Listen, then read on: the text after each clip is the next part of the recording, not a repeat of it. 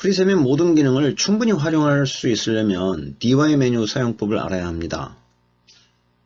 먼저 프리셈에 로그인을 하겠습니다.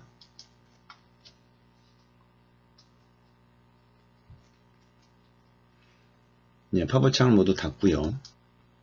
메뉴 구성에 들어가셔서 여기 세 번째 DY 방식을 선택을 해주세요. 프리셈 검색창을 이용하는 방법을 알고 계십니까? 얘를 눌러주시고 세 번째 메뉴의 특징, 바로 DY 메뉴의 특징을 간단하게 소개해 놨습니다. 나중에 읽어보시고요. 확인하고 닫습니다. DY 메뉴는 맨 왼쪽에 여기 검색창이라고 써져 있죠. 이 검색창이 추가됩니다. 이 창을 이용해서 문제를 검색하고 출제를 할 수 있습니다. 먼저 학생을 불러오겠습니다.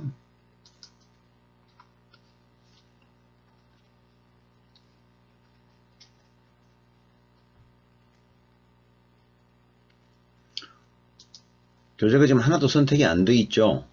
저는 몇 개만 선택을 하죠.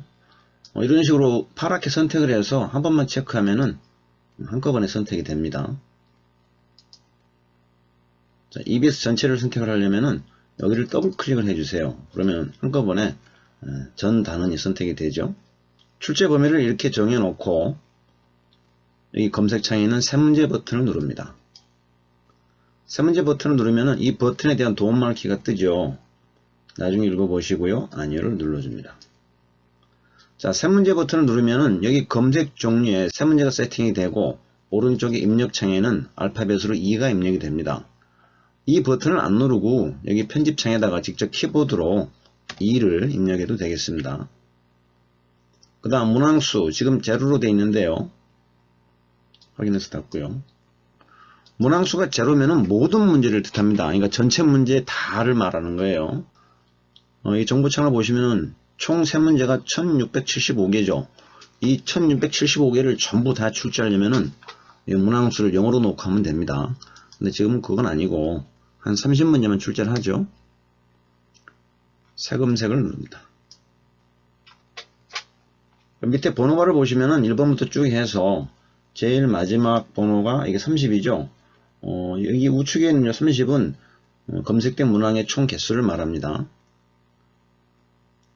그 다음 날짜를 보시면은 2월 14일, 지금 오늘 날짜가 아니네요. 자, 오늘 버튼을 눌러주면은 오늘 날짜로 바뀝니다. 문제 출제를 누릅니다. 다음과 같이 문제를 출제하시겠습니까? 얘를 눌러줍니다. 시험지 제목을 입력하는 옵션 창이 뜨는데요. 제목을 무시하려면 제목 없이 출제를 누르면 됩니다. 우리는 제목을 넣어서 출제를 하겠습니다. 지금 DY 메뉴를 이용한 문제 출제, 제가 미리 입력해 놓은 거예요.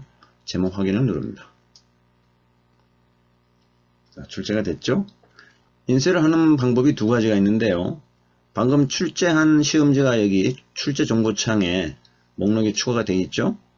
이 클릭을 해서 인쇄하기 요거를 클릭해도 되고, 아니면은 여기 툴바 상단에 있는 인쇄 버튼이 있죠?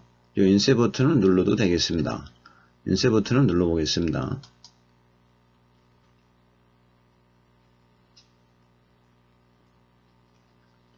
네, 제목에 표시가 되고 쭉 미리 보기 화면이 나오죠. 만약에 이 문제 사이의 간격이 너무 좁은 것 같으면 여기 여백 간격 탭으로 들어가셔서 1단 문제 상하 간격 이 값을 늘려주면 됩니다. 한 400 정도로 해볼까요? 그런 다음에 변경사항 적용. 확 늘어났죠. 다시 기본 설정으로 와서 문제 번호에다가 원본, 이 원본이라는 것은 책에 있는 실제 문제 번호를 말합니다. 이걸 같이 추가하고 싶으면은 여기를 체크를 해주세요. 확인 누르고요. 다시 변경사항 적용을 눌러주세요. 자, 화면을 좀 확대해 보겠습니다. 문제 번호가 여기 있고 옆에 있는 이 번호는 실제 책에 나와 있는 원본을 말합니다. 여기도 이게 원본이 나와 있죠. 조그맣게 나와 있죠. 이렇게 해서 인쇄로 출력하시면 되겠습니다. 닫고 나갑니다. DY 메뉴를 이용해서 새 문제를 출제하는 예를 보여드렸습니다. 이번에는 오답 문제를 검색해서 출제하는 걸 보여드릴게요. 먼저 날짜를 오프시킵니다. 이 날짜가 체크되어 있으면은 그 해당 날짜의 시험지에서만 검색을 하거든요. 근데 우리는 모든 문제에 대해서 검색을 할 거기 때문에 이 날짜를 오프시키고 검색을 하는 거예요.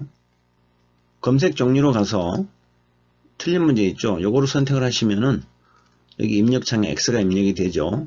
키보드로 직접 X를 입력을 해도 됩니다. 아니면은 여기 문항수 분포 창에 있는 요 X 버튼이 있죠? 요거를 클릭을 해도 여기 X가 입력이 됩니다. 그 다음에 문항수는 30으로 되어 있는데 이걸 40으로 바꿔주고요. 새 검색을 누릅니다. 반드시 날짜 앞에 있는 요 체크박스를 오프시키고 해야 돼요. 그래야지 모든 오답 문제가 검색이 되지. 이 날짜가 체크되어 있으면은 그 해당 시험지에서만 오답을 검색하는 겁니다. 우리가 지금 40문항을 검색하려고 했는데 지금 25문항만 검색이 됐습니다. 그거는 우리가 이 출제 범위를 지금 요 빨간색으로 체크한 요 단원들로 한정을 했죠. 이 출제 범위에 포함된 교재 내에서 존재하는 오답이 총 25개란 얘기입니다. 지금 오프되어 있는 요것들을 전부 킨 다음에 이렇게 선택을 해서 키죠. 킨 다음에 다시 한번 새 검색을 눌러줍니다. 자, 이번에는 총 37문제가 검색이 되어 있죠. 그래서 오답 문제 검색도 이 출제 범위에 따라서 그 개수가 영향을 받습니다. 우리가 문항수를 40으로 입력을 했지만 실제로 존재하는 오답 문제는 37개이기 때문에 37개 문제만 검색이 된 겁니다. 자, 이 상태에서 다시 날짜를 조정을 해줍니다. 오늘 버튼 누르고 문제 출제를 그냥 한번 눌러 볼게요. 다음과 같이 출제하시겠습니까? 얘를 누르시면 이번 제목 없이 출제를 하죠. 만약에 이 창이 안 뜨게 하시려면은 여기를 체크하시고 제목 없이 출제를 누르면 됩니다. 같은 날짜에 출제된 문제가 존재합니다. 우리가 날짜를 2월 15일 0으로 했죠.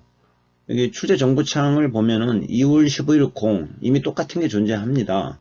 그래서 기존 문제 추가에 합치시겠습니까?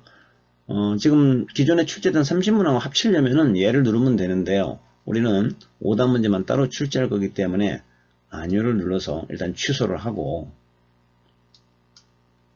이 날짜를 바꿔줍니다. 바로 이 부번호를 바꿔주면 돼요. 0으로 되어 있는데 이걸 1로 바꿉니다. 그 다음에 문제 출제. 다음과 같이 출제하시겠습니까? 얘를 눌러줍니다. 네, 출제가 정상적으로 됐죠? 출제 정보창 맨 상단에 보시면은 2월 15일 01번 문제로 추가가 됐습니다. 자, 엠쌤 미리 보기를 한번 보죠.